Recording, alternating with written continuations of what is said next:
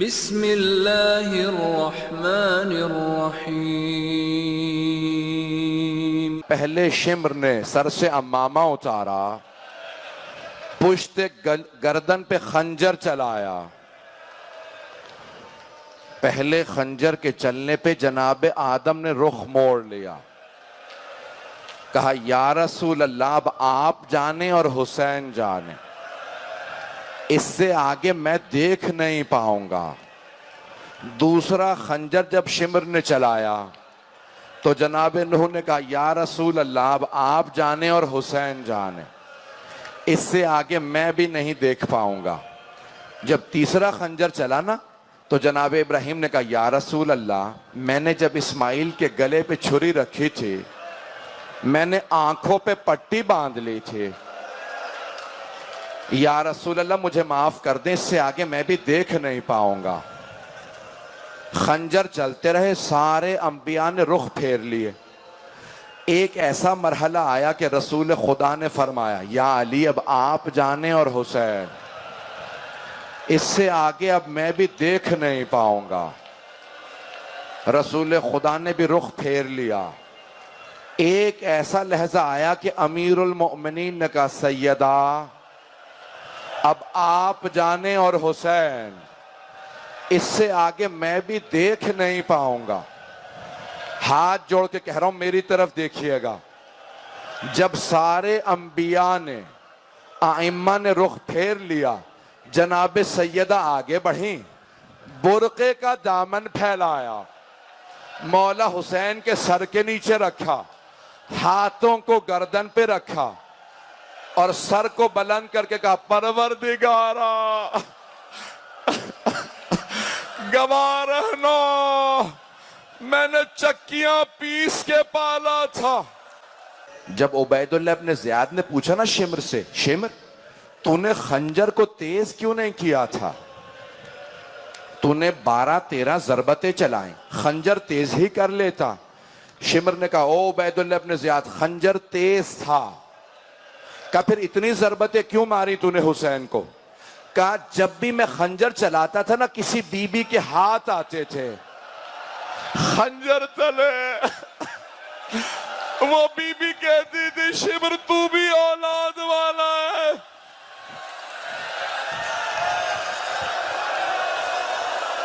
شمر نے مولا حسین کو سیدھا کیا۔ ایک ہاتھ جوڑ کے جملہ پیش کروں گا، مجھے معاف کر دیجئے گا۔ میں نے کسی مقام پہ کہا تھا ایک مرتبہ شمر نے اپنا گھٹنا مولا حسین کے سینے پہ رکھا۔ امام زمانہ زیارت نہیہ میں کہتے ہیں میرا سلام و میرے جد حسین پہ وَالشِّمْرُ جَالِسٌ عَلَى صَدْرِ، جن کے سینے پہ شمر سوار تھا، آخذٌ بِلِحْيَتِهِ، داڑھی میں ہاتھ ڈال رکھا تھا۔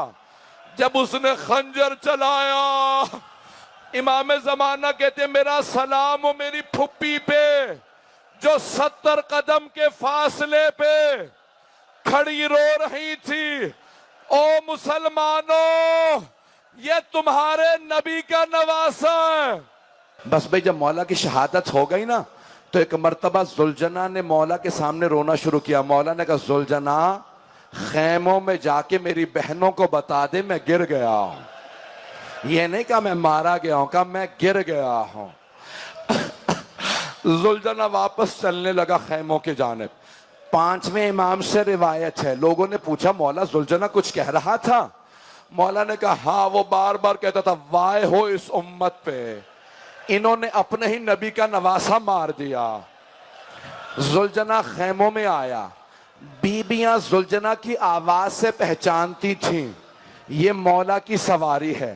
جیسے زلجنہ خیموں کے باہر آیا، امام زمانہ کہتے ہیں میرا سلام و میری پھپھیوں کو لاتمات الخدود، جو چہروں پہ ماتم کرتی ہوئی خیموں سے باہر آ گئی۔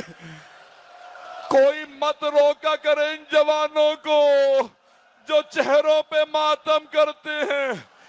بیبیاں چہروں کو ماتم کرتے ہوئے خیموں سے باہر آئیں۔ اجرکم اللہ، سانس لے لیں میرے بھائی، میرے بچے، میرے بزرگ، سانس لے لیں، میں بھی پڑھوں گا۔ بس بھائی ایک مرتبہ ساری بیویاں خیموں سے باہر آ گئیں، چاروں طرف سے زلجنا کو گھیر لیا. اگر دیکھ سکے تو ضرور میری طرف دیکھیے گا. روایت کے الفاظ ہیں کہ ایک چھوٹی سی بیوی نام سکینہ بتایا جاتا ہے، انہوں نے زلجنا کی کٹی ہوئی باگوں میں ہاتھ ڈالا، زلجنا کو اپنی طرف کھینچا اور ایک سوال کیا، یا جواد حل سوقیا ابھی ام قتل ادشانا. اے زلجنا، جب میرے بابا خیمے سے گئے تھے تو بڑے پیاسے تھے، بس اتنا بتا دے میرے بابا کو پانی پلا دیا تھا یا میرے بابا پیاسے ذبح ہو گئے. ساری بیویاں رونے لگیں، زلجنا کے آنسو بہہ رہے تھے. جناب سکینہ نے خود ہی جواب دیا، زلجنا تیری کٹی ہوئی باگیں اور لٹکی ہوئی زین بتا رہی ہے، میرے بابا اترے نہیں ہیں، گرے ہیں. میرے بابا گرے ہیں.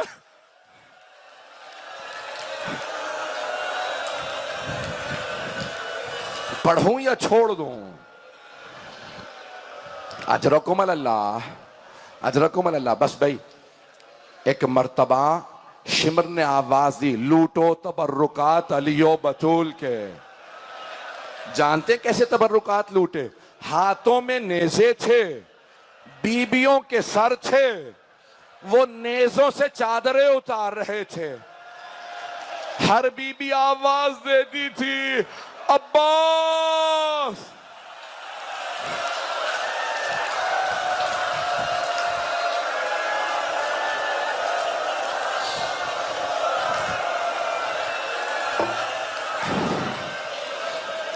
بیویاں خیموں میں واپس آ گئیں. شمر نے آواز دی، خیموں کو آگ لگا دو. پہلے خیمے کو آگ لگی، بیویاں دوسرے خیمے میں آ گئیں. دوسرے خیمے کو آگ لگی، بیویاں تیسرے خیمے میں. سارے خیمے جل گئے. اب آخری خیمہ ہے جس پہ چٹائی پہ ایک بیمار امام لیٹا ہے. ایک سوال کروں آپ سے، آپ نے آج تک کبھی دیکھا ہے کہ کسی بیمار کو بستر سے گرا دیا گیا ہو؟ شام غریبہ میں ایک بیمار سے بستر لوٹ لیا گیا، مولا سجاد کو بستر سے گرا دیا. ایک مرتبہ بیویوں نے آ کے سوال کیا، جناب زینب نے کہا، سید سجاد ہماری چادریں لوٹ لی گئی ہیں، خیموں میں آگ لگی ہے، آپ امام وقت ہیں، بتائیے کیا حکم ہے؟ ہم خیموں میں جل کے مر جائیں یا بغیر چادروں کے خیموں سے باہر چلے جائیں؟ مولا سجاد نے کہا، امتی انتی بحمد اللہ عالمۃ غیر معلمۃ. پھوپھی اماں آپ عالمہ غیر معلمہ ہیں، آپ کو مسئلہ پوچھنے کی ضرورت نہیں، آپ مسئلہ جانتی ہیں. امام سجاد سے جناب زینب نے فرمایا کہ بھتیجے مسئلہ جانتی ہوں لیکن آپ امام وقت ہے، آپ جو حکم کریں. مولا سجاد حکم دیتے ہی بے ہوش ہو گئے. پوچھا مولا کیوں بے ہوش ہو گئے تھے؟ کہا میں نے امامت کے بعد پہلا حکم دیا علی کی بیٹیوں کو، پھوپھی اماں جان کا بچانا واجب ہے، خیموں سے نکل جائیے.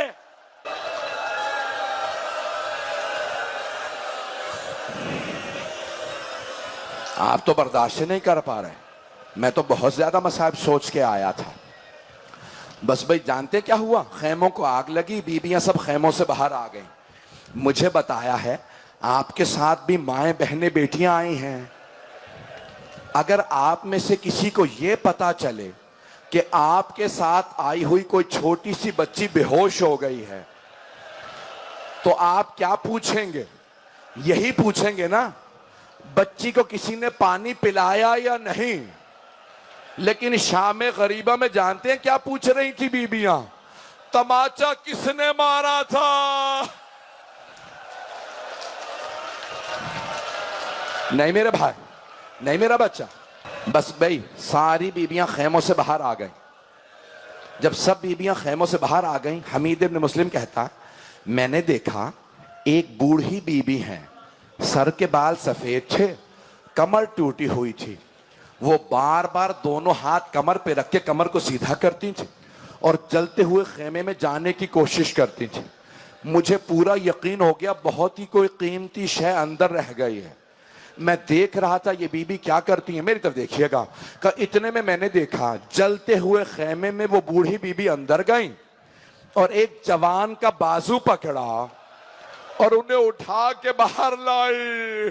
میں نے پوچھا یہ بی بی کون ہے؟ کہا یہ زینب کبریٰ۔ کہا یہ جوان کون ہے؟ کہا سید سجاد، امامت کی وارث زینب، امامت کی محافظ زینب۔ اجرکم اللہ، اجرکم اللہ۔ بس بھائی شام غریبہ کے 2-4 جملے سن لیجئے۔ جناب زینب نے آواز دے کے کہا ام کلثوم ذرا بیویوں سے کہو اپنے اپنے بچوں کو دیکھ لیں، سب کے بچے موجود ہیں نا؟ جناب امیر کی تقریباً ساری بیٹیاں کربلا میں موجود تھیں، ایک بیٹی کا نام ہے خدیجہ۔ جناب خدیجہ جو جناب امیر کی بیٹی ہیں، انہوں نے رو کے کہا بی بی میرے دونوں بیٹے گھوڑوں کی ٹاپوں تلے شہید ہو گئے ہیں، میرے دونوں بیٹے شہید ہو گئے۔ اب ہر بی بی دیکھ رہی ہے میرا بچہ کہاں ہے، میری بچی کہاں ہے۔ اتنے میں شمر آیا۔ جناب مسلم کی جب شہادت ہوئی تھی نا تو مولا حسین نے اپنے ہاتھوں سے جناب مسلم کی یتیمہ جناب عاتقہ کے کانوں میں بالیاں پہنائی تھی، سر پہ شفقت کا ہاتھ رکھا تھا۔ جناب سکینہ نے دیکھ لیا تھا کہ اگر کوئی بچی یتیم ہو جائے اس کے سر پہ شفقت کا ہاتھ رکھا جاتا ہے، کانوں میں نئی بالیاں پہنائی جاتی ہیں۔ جب شام غریبہ آئی جناب سکینہ انتظار میں تھیں، میرے سر پہ کوئی شفقت کا ہاتھ رکھے گا، میرے کانوں میں کوئی نئی بالیاں پہنائے گا۔ اتنے میں شمر آ گیا، اس نے بی بی کے سر پہ ایسا ہاتھ رکھا بی بی کا بالوں کو چھڑانا مشکل ہو گیا۔ جب اس نے بالیاں اتاری جناب سکینہ نے کہا چچا عباس ذرا آ کے دیکھیے میرے کانوں سے خون بہ رہا، وہاں میرا کوئی بھائی مر نہ جائے۔ اجرکم اللہ۔ جیسے ہی جناب سکینہ کے بالیاں اتار کے شمر گیا، میری طرف دیکھیے گا، آپ جانتے ہیں نا اگر کوئی بیوہ ماں ہو اس کے سامنے کوئی یتیم بچے کو تماچا مارے وہ فوراً مدد تلاش کرتی ہے۔ جیسے ہی جناب رباب نے دیکھا جناب سکینہ کو تماچا لگا، جناب رباب نے بڑی حسرت سے جناب زینب کو دیکھا، بڑی حسرت سے دیکھا کہ شاید بی بی میری بیٹی کو بچا لیں۔ جانتے ہیں جناب زینب نے کیا کہا؟ رو کے کہا رباب مجھے مت دیکھو، میرا عباس نہیں رہا۔ میں نے تمام کر دیا، اب آپ برداشت نہیں کر پا رہے۔ اجرکم اللہ، اجرکم اللہ۔ بس بھائی 2-4 منٹ کی زحمت دوں گا، اب میں دیکھ رہا ہوں کوئی برداشت نہیں کر پا رہا۔ اجرکم اللہ۔ نہ مجھ سے پڑھا جا رہا ہے نہ آپ سے سنا جا رہا ہے، نہ میرے سینے میں پڑھنے کی طاقت نہ آپ میں سننے کی طاقت۔ ایک مرتبہ جناب رباب نے کہا بی بی میری سکینہ کا کچھ پتہ نہیں ہے، نہ جانے سکینہ کہاں چلی گئی ہے۔ میری طرف دیکھیے گا، جناب زینب نے فوراً فرات کا رخ کیا، بلند آواز سے رو کے کہا عباس سکینہ نہیں مل رہے۔ پھر خود ہی جناب زینب مقتل میں اتریں، سکینہ کہاں ہو؟ سکینہ آپ کی ماں کو آرام نہیں ہے، سکینہ آواز دو۔ اچانک ایک کٹے ہوئے گلے سے آواز آئی زینب آہستہ بولو، نہ جانے ظالم نے کتنے تماچے مارے ہیں، میری بیٹی کے کانوں سے خون نہیں رک رہا۔ جناب زینب آگے بڑھی، جناب سکینہ کو گود میں لیا، ایک سوال کیا سکینہ بابا کا سر تو قلم تھا، آپ نے پہچانا کیسے یہ آپ کے بابا کا سینہ ہے؟ کہا پھوپھی اماں جب شمر نے مجھے تماچے مارے میرے رخساروں میں بڑا درد تھا، کانوں میں بڑا درد تھا. میں مقتل میں اتری. میں نے کہا بابا مجھے بلا لیجئے, مجھے نیند نہیں آ رہی. پھوپھی اماں کٹے ہوئے گلے سے آواز آئی, الیہ الیہ یا بنیا, میری لخت جگر میرے پاس آ جائیے.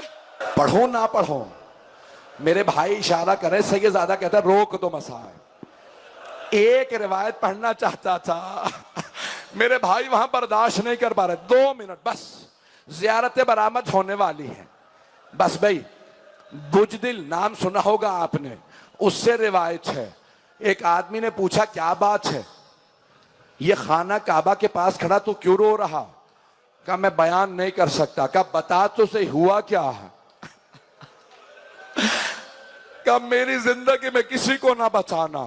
کہا تیرے ہاتھ خشک کیسے ہوئے؟ کہا جب کربلا میں سب تبرکات لوٹ رہے تھے نا, میں نے دیکھا حسین کے ہاتھ میں انگوٹھی رہ گئی ہے. میں آگے بڑھا, میں نے خنجر نکالا, انگوٹھی اتارنا چاہی, نہیں اتری. میں نے انگلی کو کاٹا, انگوٹھی کو اتارا. میں جھاڑیوں میں چھپ گیا, نور کی اماریاں اتر رہی تھی. ایک اماری اتری, ریاض القدس کی روایت ہے کہ اماری اتری, اس میں سے 3 نور باہر آئے. پہلا نور باہر آیا, حسین کے سرہانے بیٹھا, رو رو کے کہنے لگا ہائے میرا نواسا مارا گیا, ہائے میرا نواسا مارا گیا. کہ دوسرا نور باہر آیا, حسین کے دائیں طرف آ کے بیٹھا, کہنے لگا ہائے میرا لال حسین مارا گیا. تیسرا نور باہر آیا, حسین کے بائیں طرف بیٹھا, کہنے لگا ہائے میرا بھائی حسین مارا گیا. کہا یہ تینوں رو رہے تھے, اتنے میں ایک اور نور کی اماری اتری, اس میں سے برقع پوش بیبیاں باہر آئیں. ایک بیوی آگے بڑھی, وہ تینوں نور کھڑے ہو گئے. پہلے نور سے گلے ملی اور کہنے لگی بابا میں نے چکیاں پیس کے پالا تھا, آپ کی امت نے میرا بیٹا مار دیا. بابا میرا حسین. ایک مرتبہ کٹے ہوئے گلے سے آواز آئی, اماں وہ جو جھاڑیوں میں چھپا ہے اس نے میری انگلی کاٹی ہے. یا حسین, یا حسین.